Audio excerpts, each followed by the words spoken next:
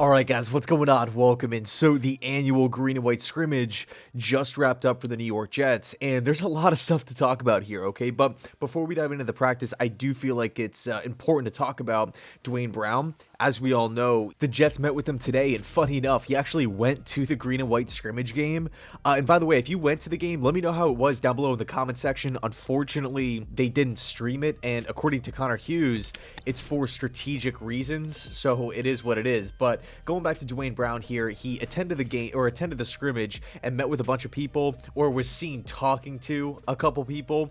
Joe Douglas, John Benton, the Jets offensive line coach, Woody Johnson, George Fant was another guy. So it was pretty cool. I mean, we all know, and this is actually a point that we talked about in the video that I posted earlier, who's going to be the backup tackle for this team? You know, who's going to be the Morgan Moses of the 2022 Jets? You know, at this point last year, I think it was actually in July, the Jets brought in Morgan Moses on a one-year contract, and I absolutely loved it, along with all of Jet Nation, right? It was just a great move. It was a solid financial deal as well, and it turned out that the Jets really needed Morgan Moses that season, right? Becton goes down, George Fant steps in at left tackle, Morgan Moses is locking down the right side, okay? If the Jets are in a position like that again this year, I hope we're not, I got my fingers crossed, but if they are, what's the plan?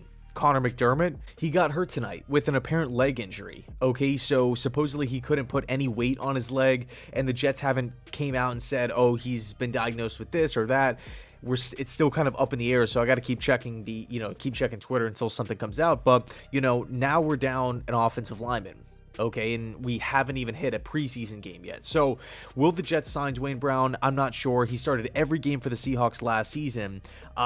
This is a veteran guy. He's a Pro Bowl left tackle, or at one point was a Pro Bowl left tackle. It'll be interesting, and I think really when we're taking a look at this specific position, not to continue to go on and on about it, but I really don't think the Jets are asking or they're looking for Dwayne Brown to be a top 20 tackle in football.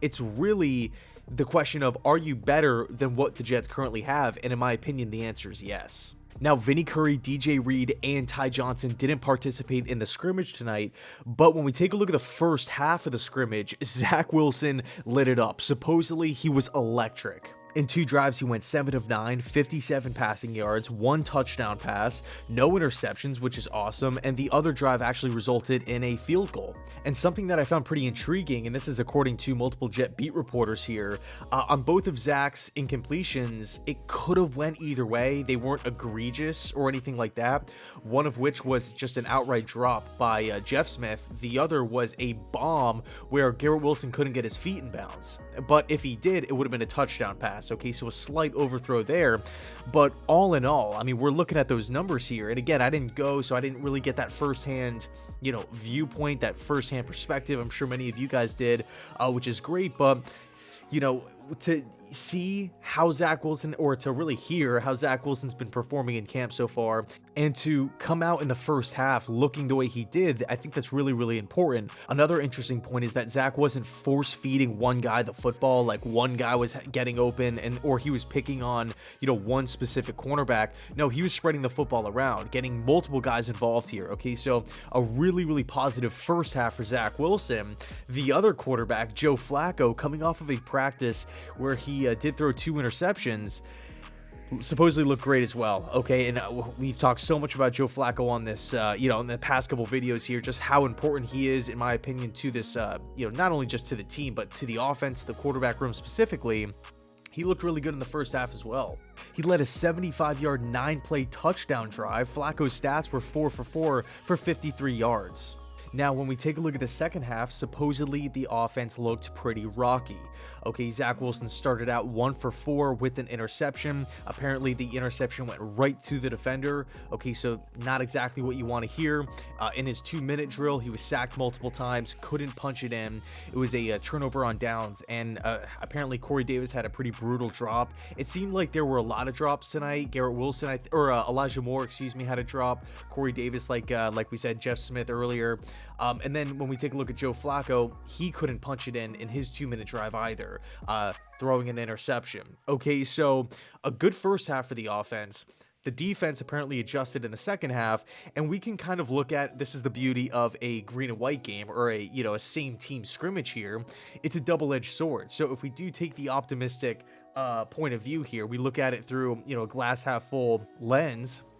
The defense stepped up. The defense adjusted. They made plays, and they put a halt to the success that the offense was having. So if we take that angle, it's all well and good, okay? But the key takeaways here: Zach Wilson, effective early, spread the football around, got multiple guys involved. Joe Flacco, impressive first half. Tyler Conklin stood out, right? He was actually one of the players that had a touchdown, I guess, in the early parts of practice. So before the scrimmage actually started, he caught 3 straight passes from Zach Wilson, which is just really cool. And in my opinion, I know CJ Uzomah was brought in. I know Jeremy Ruckert was drafted by the team as well. But in my opinion, Tyler Conklin, I think he's going to be the tight end 1 for this team, and could be a fantasy sleeper. I don't know if you guys are into fantasy football, but I really think Tyler Conklin is going to get a ton of looks this season. Those third down plays, red zone opportunities, quick little turnarounds. That's really where he excelled in Minnesota. Fits the system, obviously. I think he's an ascending player. Also, pretty young as well. He's not coming in at 34 years old or anything like that, coming off the best season of his career, in a Vikings offense that had tons of talent all over the place. Thielen, Cook, Jefferson, one of the best wide receivers in the game. Kirk Cousins trusted Conklin multiple times throughout the course of last season. Big critical moments here, okay? It wasn't just garbage time like, hey, let's get this guy involved. No, it was, third down, games on the line, the ball's going to Conklin, okay? So I think he's going to come in and do a great job for this Jets team, and I'm excited moving forward. When we take a look at the kicker position, another interesting battle here. It's hard to find the exact stats, but it looks like Eddie Pinheiro was perfect on the day, and then Greg Zuerlein was either 3 of 4 or 4 of 5, but apparently he nailed a 55-yarder. I wish there was a video like somewhere on Twitter. That would have been, crazy to see, a kicker just nail one from that distance. But all in all, I would say it was a successful day outside of the injury to Connor McDermott, a position of need, right? And, because of this injury, because Dwayne Brown was there, because this Jets team has enough money to bring Brown in, I wouldn't be surprised if a deal gets done tomorrow at some point, right? Tomorrow afternoon or something like that. News comes out. The Jets are bringing in Dwayne Brown, 1-year contract, maybe incentive-based because he would be coming in slated as a backup. I don't think the deal would be, as big as a Riley Reif type of contract, but we'll see how it all plays out. I hope I'm right, because I definitely feel like he will be, again, an upgrade over what we currently have. So anyway, thanks so much for watching. Let me know your thoughts down below in the comment section. And by the way, if you went, please let me know how it was down below. I really wish they streamed it. It sucks. But anyway, thanks so much. And as always, go Jets.